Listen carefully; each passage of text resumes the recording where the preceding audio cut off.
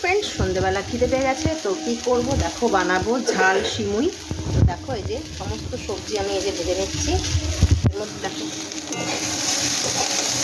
এখনের সিজনের ফুলকপি, টমেটো, সমস্ত সবজি, গাজর, পেঁয়াজ, বিনস, সমস্ত কিছু দিয়ে এই এক কড়াই সবজি। আর দেখো সিমুই, তাই না? তো সবজি ভাজা হয়ে গেছে, সিমুইটাকে এবার দেখো দিয়ে দেবো, গ্যাস কমিয়ে নেব, ভালো করে নামিয়ে নেব। দেখেছো কি সুন্দর, দেখো কালারফুল দেখতে একদম।